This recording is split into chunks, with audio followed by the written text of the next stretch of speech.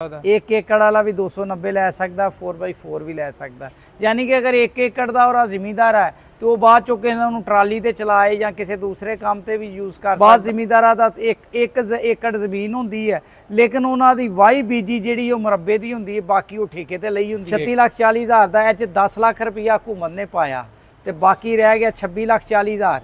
वो जो 26,40,000 जिर को नहीं है वो बैंक को लोन भी लै सकता है, लेकिन वो लोन जो 30 दिन के अंदर अंदर उन्होंने पास करवाना पएगा। अगर 30 दिन कुरानदाजी तो 30 दिन के अंदर अंदर वो नहीं पैसे जमा करांदा तो फिर। अस्सलाम वालेकुम दोस्तों, अपना चैनल पीके यूट्यूब चैनल खुश आमदीद। दोस्तों अज मौजूद हाँ जी Nadeem Badar auto engineering Barki road Lahore. ATS company ने भी जी ग्रीन ट्रैक्टर के शमूलीयत अख्तियार कर ली है। ATS ट्रैक्टर भी हुण जिहड़ा तुहानूं अगर तुसी ग्रीन ट्रैक्टर स्कीम दे विच अप्लाई करोगे, यानी कि ऑप्शन है तुसी इहनूं भी मुंतखब कर सकते हो। ATS ट्रैक्टर जिहड़ा जी ये ग्रीन ट्रैक्टर स्कीम दे विच पाक ट्रैक्टर के नाम तो ऑप्शन आ रहा जिहड़ा वो ATS कंपनी का ही है। तो उहदे विच तुसी कोई जिहड़ा भी मॉडल बुक करवाना चाहो करवा सकोगे। 2 मॉडल ने। इस हवाले नाल नदीम साहब नाल मुकम्मल ब्रीफिंग लेने आ जी। ये की डिटेल ATS कंपनी ने ग्रीन ट्रैक्टर तैयार भी कर दिता है तो नदीम साहब खुद नूं वेख के आए ने, जांच करके आए ने, तसल्ली बख्श कि आया गया वो हल्कियां शैवां तो नहीं लाइया कंपनी ने। उस हवाले नाल तुहानूं डिटेल देने हैं जी। वीडियो दोस्तों एंड तक देखनी है, लाइक शेयर करना है जी। अस्सलाम वालेकुम जी। वालेकुम सलाम। नदीम साहब की हाल ठीक ठाक हो? शुक्र अल्हम्दुलिल्लाह। नदीम साहब ATS माशाल्लाह ये भी आ गए हैं जी ग्रीन ट्रैक्टर स्कीम जी बिल्कुल, अभी ग्रीन स्कीम चिन्ह हो गया जी। तो जिमीदार बड़े बेचैनी नाल इंतजार कर रहे हैं, साडा अल्लाह खैर करे ना निकले किस्मत निकले। हाँ जी, यही लोगों को एक सहूलत भी दे रहे हैं कि अगर कोई लोग खुद पोर्टल पर जाके अपना नाम तो अपना टैलीफोन एंटर नहीं कर सकते तो मेरा WhatsApp नंबर 0321 94 72 206 है। एर ते अपना शनाख्ती कार्ड ओला जिस नां की ज़मीन है तो उस बंदे का ही टैलीफोन नंबर उत्ते 2 चीज़ां मैनू भेज देन, शनाख्ती कार्ड भेज देन तो टैलीफोन नंबर भेज देन WhatsApp ते अही उन्हां दा पोर्टल ते उन्हां दा अंदराज कर देंगे। बाकी जिहड़ा कुरानदाजी च निकलेगा उन्होंने ATS ट्रैक्टर भी 10 लाख सस्ता मिल जाएगा। Very good. चाहे उन्हें 4x4 लेना है वो भी 10 लाख सस्ता मिलेगा, चाहे उन्हें आला लेना है उन्होंने भी 10 लाख सस्ता मिलेगा। अच्छा, और दिन सिर्फ 20 देनी है। 10 अक्तूबर आखिरी डेट है जी अप्लाई करन दी। बाकी नदीम साहब ये दसिया जी 1 एकड़ तो लैके 50 एकड़ तक जो राजी के मालकां ने अप्लाई कर सकते हैं जी। बिल्कुल, जिहड़ा 1 एकड़ है वो भी ट्रैक्टर अप्लाई कर सकता है, लेकिन जरी रकबा 1 एकड़। हाँ जी, जरी रकबा। जिस तरह तुहानूं पता है ATS सिर्फ 2 मॉडल है, क्योंकि इहदे 50 HP या 60 HP का नहीं है। नहीं यार, 50-60 HP वाला नहीं है। दोनों मॉडल 82 HP वाले है। एक है दूसरा सादा जिहड़ा ना आख लेंदे पावर स्टेयरिंग है, और दूसरा जिहड़ा है 4x4 है। यानी कि 1 एकड़ वाला भी वो 290 लै सकता, 1 एकड़ वाला भी 290 लै सकता, 4x4 भी लै सकता। यानी कि अगर 1 एकड़ का और जिमीदार है तो वो बाद चो किसी ट्राली ते चलाए या किसी दूसरे काम से भी यूज़ कर सकता, या होर अपना गन्ने ते यूज़ कर सकता, जिथे मर्जी यूज़ कर सकता। बाद जिमीदारा का एक एकड़ जमीन होंगी है, लेकिन उन्होंने वाही बीजी जी मुरब्बे की होंगी है, बाकी वो ठेके ते लई होंगी है। मलकीयत उन्होंने 1 एकड़ ही होंदा है। तो फिर जिहड़ा 1 एकड़ वाला भी जिहड़ा जमीन हैगी वो अपनी मलकीयत लै सकदा। ठीक हो गया। तो नदीम साहब अप्लाई करने वास्ते तुहानूं जमींदार की डिटेल देगा? सिर्फ और सिर्फ अपना टैलीफोन नंबर तो अपना शनाख्ती कार्ड वो मैं WhatsApp कर दें 0321 94 72 206 ते अही उन्हां दा पोर्टल के उत्ते पूरे पंजाब तो जिथों भी भेजणगे असीं उन्हां दा पोर्टल के उत्ते एंट्री कर देंगे। जिस टाइम उन्हां दी कुरानदाजी च नाम निकलेगा वो फिर उन्होंने अतला कर देंगे। तो एंट्री फ्री है जी? पैसे एंट्री फ्री है, कोई पैसा नहीं है, बस सानू देन अही एंट्री कर दें। कोई बल्कि कई दूसरे गए कंपनियां जिहड़े जाके आके फॉर्म वगैरह लैने पैंदे या किते बैंक जाना पेगा, नहीं कुछ नहीं। तुसी सानू सिर्फ WhatsApp ते भेजो, 1 मिनट का काम है, अभी पोर्टल के उत्ते नैट के जरिए कर देंगे।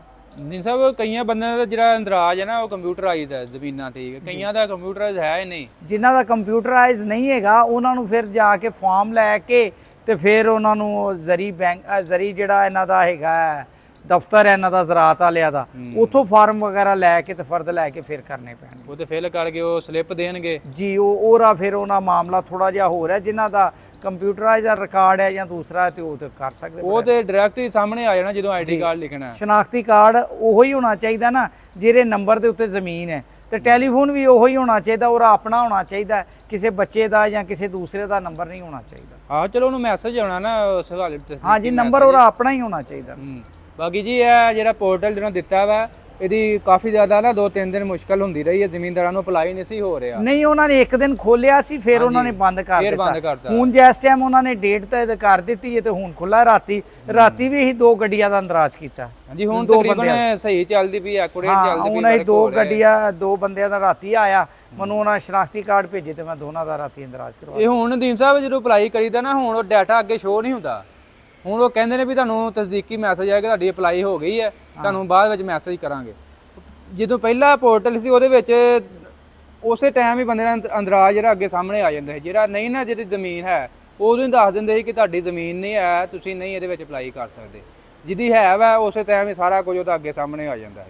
ਫਿਲਹਾਲ ਉਹਨਾਂ ਨੇ ਚੇਂਜ ਕਰਤਾ ਤਾਂ ਕਿ ਲੋਡਿੰਗ ਜ਼ਿਆਦਾ ਸੀ, ਜਿਹਦੇ ਵਜ੍ਹਾ ਤੋਂ ਵੈਬਸਾਈਟ ਲੋਡ ਹਾਂ ਜੀ, ਉਹ ਫਿਰ ਲੋਡ ਹੁੰਦੇ ਤੇ ਡਾਟਾ ਸ਼ੋ ਹੁੰਦੇ ਟਾਈਮ ਲੱਗਦਾ ਨਾ ਜੀ ਜੀ। ਉਹ ਫਿਰ ਨੈਟ ਵੀ ਬਾਸ ਟਾਈਮ ਸਲੋ ਹੁੰਦਾ। ਕੱਲ ਨੈਟ ਸਲੋ ਸੀ ਤੇ ਰਾਤ ਨੂੰ ਨੈਟ ਜਾਵੇ ਠੀਕ ਹੋਇਆ ਤੇ ਅਸੀਂ ਅਪਲੋਡ ਕਰ ਦਿੱਤਾ। ਬਾਕੀ ਪਾਕਿਸਤਾਨ 'ਚ ਨੈਟ ਦਾ ਵੀ ਬੜਾ ਮਸਲਾ ਚੱਲ ਰਿਹਾ ਹੈ। ਹਾਂ ਜੀ, ਉਹ ਜ਼ਰਾ ਕੋਈ ਮਾਮਲਾ ਤੇ ਇਹੋ ਜਿਹੇ ਸਿਆਸੀ ਹੁੰਦੇ ਆ ਉਹ ਚ ਨੈਟ ਜਿਹੜਾ ਉਹ ਜ਼ਰਾ ਸਲੋ ਹੋ ਜਾਂਦਾ। ਵਾਹ ਜੀ, ਇਹ ਤੇ ਅੱਲਾ ਹੀ ਖੈਰ ਕਰੇ, ਪਾਕਿਸਤਾਨ ਦਾ ਅੱਲਾ ਹੀ ਹਾਫਿਜ਼। ਬਾਕੀ ਨਦੀਮ ਸਾਹਿਬ ਤੁਸੀਂ ਕੱਲ ਗਏ ਹੋ ਜੀ ਫੈਕਟਰੀ ਦੇ ਵਿੱਚ ਮੀਟਿੰਗ ਕੀਤੀ ਹੈ ਜੀ ਜੀ, ਤੇ ਚੈੱਕ ਚੁੱਕ ਕਰਕੇ ਆਏ ਹੋ ਜਿਹੜੇ ਨਾ ਗ੍ਰੀਨ ਟਰੈਕਟਰ ਤਿਆਰ ਕੀਤੇ। ਜੀ ਬਿਲਕੁਲ, ਉੱਥੇ ਗ੍ਰੀਨ ਟਰੈਕਟਰ ਤਿਆਰ ਹੋਇਆ। ਔਰ ਇਹ ਦੂਸਰੀ ਚੀਜ਼ ਆ ਤੁਹਾਨੂੰ ਦੱਸਾਂਗੇ ਕਿ ਟਰੈਕਟਰ ਜਿਹੜਾ ਉੱਥੇ ਮੀਟਿੰਗ ਹੋਈ ਹੈ ਉਹਦੇ ਵਿੱਚ ਆ ਕਿ ਟਰੈਕਟਰ ਦਾ ਨੰਬਰ ਲੱਗ ਕੇ ਹੀ ਜ਼ਿਮੀਂਦਾਰ ਨੂੰ ਮਿਲੇਗਾ।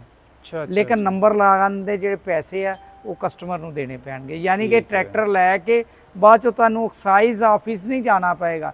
ਯਾਨੀ ਕਿ ਨੰਬਰ ਲਗਾਇਆ ਤੁਹਾਨੂੰ ਟਰੈਕਟਰ ਫੈਕਟਰੀ ਤੋਂ ਮਿਲੇਗਾ, ਠੀਕ ਹੈ, ਕਸਟਮਰ ਦੇ ਨਾਂ ਦਾ। ਠੀਕ ਹੋ ਗਿਆ।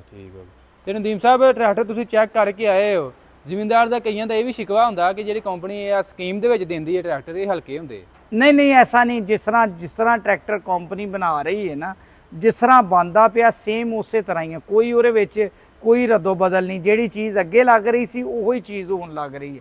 ਆ ਨਹੀਂ ਹੈ ਕਿ ਉਹ ਸਕੀਮ ਦੇ ਵਿੱਚ ਹੈ ਤੇ ਉਹਦੇ 'ਚ ਸ਼ੋ ਹਲਕੀ ਲੱਗੀ ਹੈ ਜਾਂ ਦੂਸਰੀਆਂ ਚੀਜ਼ਾਂ ਹਲਕੀਆਂ ਲੱਗੀਆਂ। ਨਹੀਂ, ਐਸਾ ਨਹੀਂ ਹੈ। ਜਿਸ ਤਰ੍ਹਾਂ ਅੱਗੇ ਕੰਪਨੀ ਦਾ ਬਣਦਾ ਪਿਆ ਸੇਮ ਉਸੇ ਤਰ੍ਹਾਂ ਹੀ ਹੈ। ਉਹੀ ਵਾਈਂਡਰ, ਉਹੀ ਸਮਾਨ ਸਾਰਾ ਲੱਗ ਰਿਹਾ। ਦੇਖੋ ਜੀ, ਕੰਪਨੀ ਨੂੰ ਤਾਂ ਪੈਸੇ ਮਿਲਨੇ ਨੇ, ਕੰਪਨੀ ਨੂੰ ਤਾਂ ਜਿਵੇਂ ਪੂਰੇ ਪੈਸੇ ਮਿਲਨੇ ਆ, ਉਹਨਾਂ ਨੂੰ ਤੇ ਕੋਈ ਮਸਲਾ ਨਹੀਂ ਹੈ। ਉਹਨਾਂ ਨੂੰ ਤੇ ਪੈਸੇ ਪੂਰੇ ਮਿਲ ਜਾਣੇ। 10 ਲੱਖ ਰੁਪਇਆ ਹਕੂਮਤ ਨੇ ਦੇ ਦੇਣਾ, ਬਾਕੀ ਪੈਸੇ ਜ਼ਿਮੀਂਦਾਰ ਨੇ ਦੇ ਦੇਣੇ। ਬਾਕੀ ਨਦੀਮ ਸਾਹਿਬ, ਜ਼ਿਮੀਂਦਾਰਾਂ ਦਾ ਕਈਆਂ ਦਾ ਇਹ ਵੀ ਹੈ ਕਿ ਚਲੋ ਅਸੀਂ ਕਈਆਂ ਕੋਲ ਕੈਸ਼ ਨਹੀਂ ਹੁੰਦਾ ਤੇ ਉਹ ਬੈਂਕ ਤੋਂ ਵੀ ਲੈ ਕੇ ਦੇ ਸਕਦੇ ਨੇ। ਉਹਦੇ ਵਿੱਚ ਆ ਕਿ ਉਹ ਜਿਹੜਾ ਬਾਕੀ ਹੁੰਦਾ, ਜਿਵੇਂ 36,40,000 ਦਾ ਟਰੈਕਟਰ ਹੈ, 2 ਘੱਟ 40,000, 36,40,000 ਗਿਣ ਲੈਂਦੇ।